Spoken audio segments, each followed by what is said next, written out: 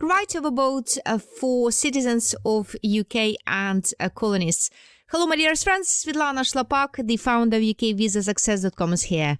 And here's what we are going to discuss today. First of all, we'll give a definition to the right of abode, and then we'll consider categories of those who qualify for the right of abode.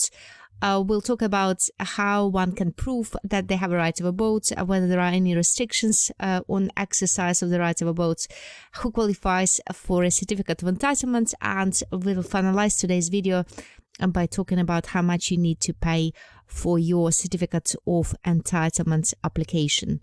And if when watching this video you feel that you would like to analyze this area of UK immigration law in more detail, feel free to go to ukvisasuccess.com/right of abode and ask for more information, and I'll send it to you by email within the next 60 seconds. So let us begin.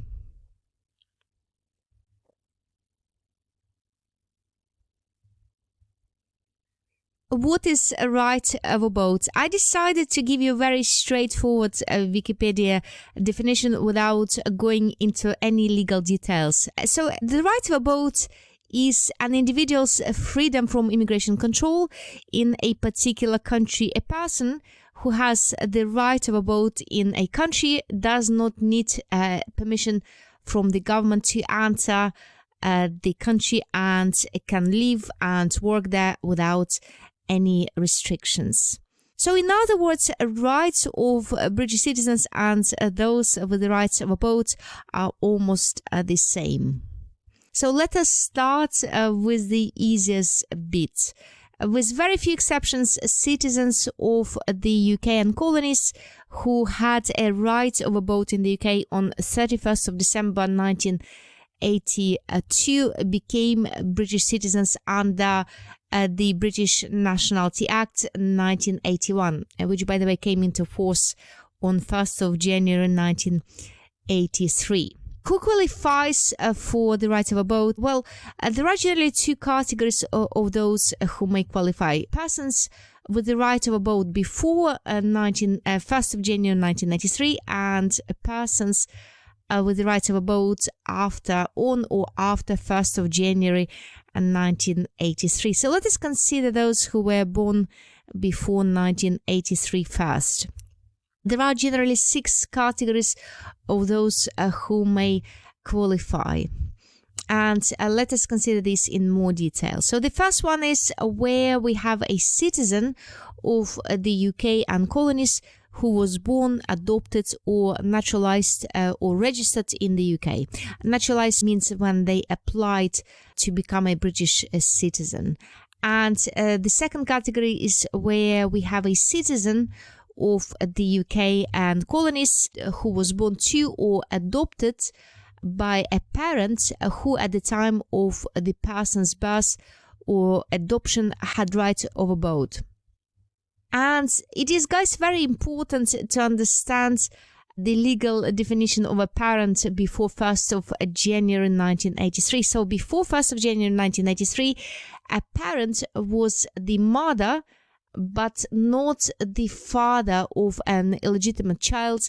However, such a child may have been legitimized by the subsequent marriage of his or her parents and also the adoptive parents of a legally adopted child. So it was of crucial importance, especially when we're talking about the right of abode, to consider whether or not parents were married if the child wants to claim their right of abode through the father.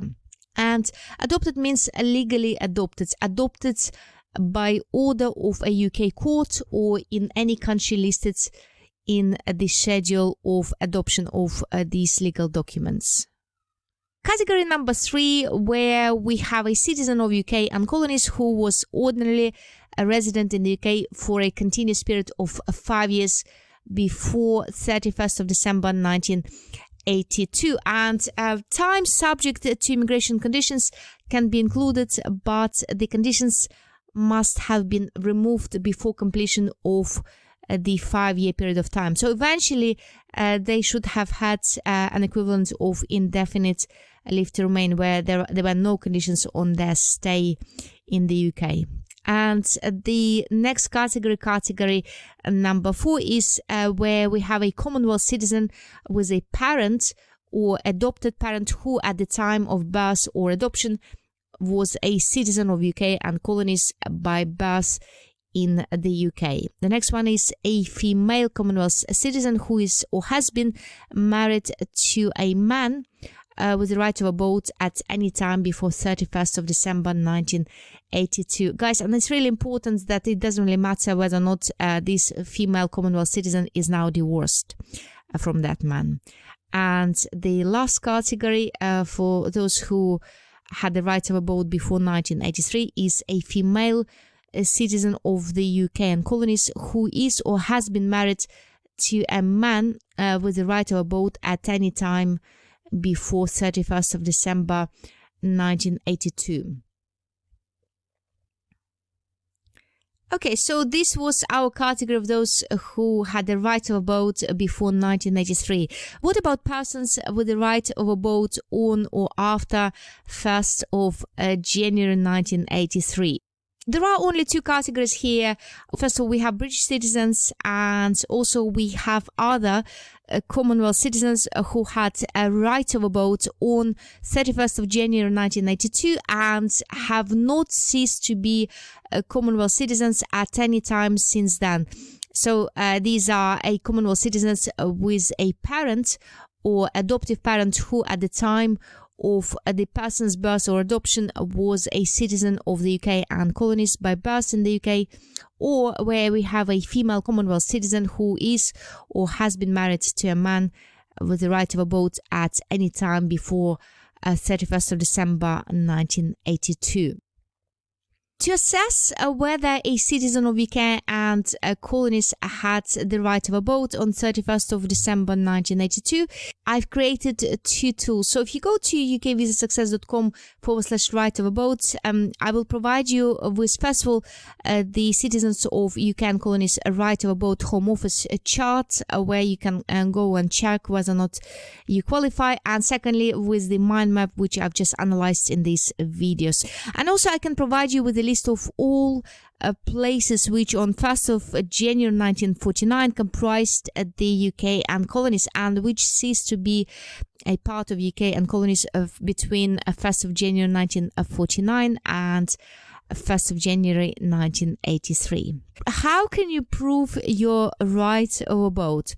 Well, a person claiming that they have a right of abode in the UK must provide one of 3 following documents. First of all, a UK passport describing a person as a British citizen, or a UK passport describing the person as a British subject with the right of abode in the UK, and finally with a certificate of entitlement. And by the way, guys, these superseded earlier legislation which allowed the production of alternative documentations in some cases. So only 3 documents will suffice to prove your right of abode in the UK.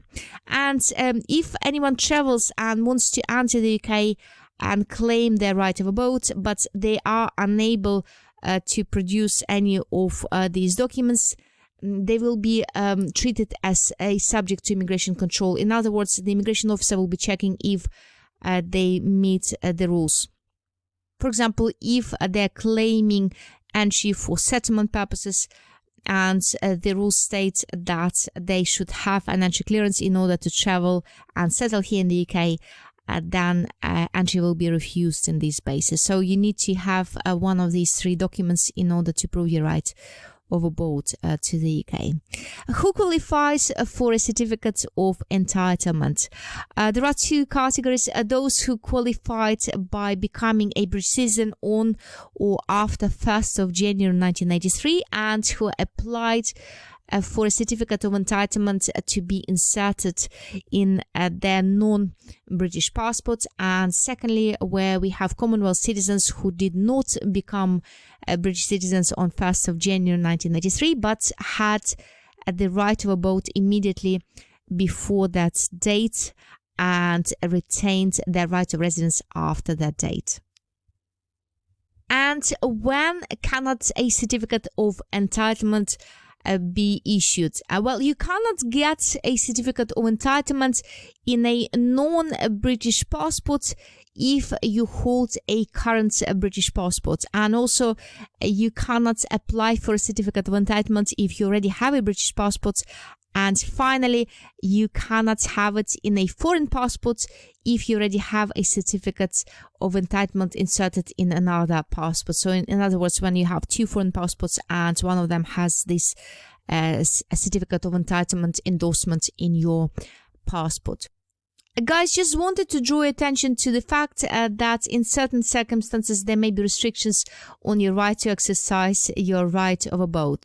Sometimes a woman who acquired the right of abode through marriage before 1983 will not be allowed to enter the UK in exercise of her right of abode or be granted a certificate of entitlement if another living wife or widow of the same man either is or has at any time since her marriage been in the UK, otherwise than as a visitor or an illegal entrant or on temporary admission, or has been granted a certificate of entitlement or entry clearance on account of her marriage.